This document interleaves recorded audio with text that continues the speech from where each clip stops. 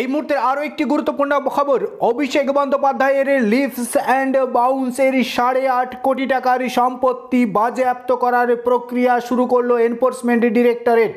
আজ কলকাতা হাইকোর্টে বিচারপতির এজলাসে ইডি যে রিপোর্ট দিয়েছে লিভস অ্যান্ড বাউন্স সংক্রান্ত, অভিষেক বন্দ্যোপাধ্যায় ইডি অফিসে লিভস অ্যান্ড বাউন্স সংক্রান্ত যে 5,500 পাতার তথ্য নথি জমা দিয়ে এসেছিলেন, অভিষেক বন্দ্যোপাধ্যায়ের সেই নথির ভিত্তিতেই 8.5 কোটি টাকার এ পর্যন্ত 8.5 কোটি টাকার সম্পত্তি বাজেয়াপ্ত করার সিদ্ধান্ত, এমনকি সেই বাজেয়াপ্ত করার প্রক্রিয়া কার্যকর করতে চলেছে এনফোর্সমেন্ট ডিরেক্টরেট।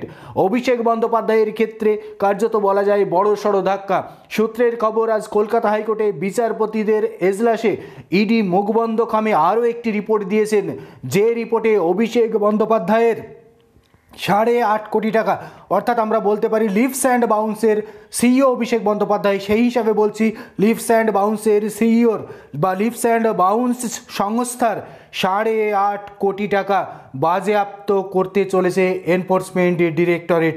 এই মুহূর্তের অত্যন্ত তাৎপর্যপূর্ণ এবং গুরুত্বপূর্ণ আপডেট।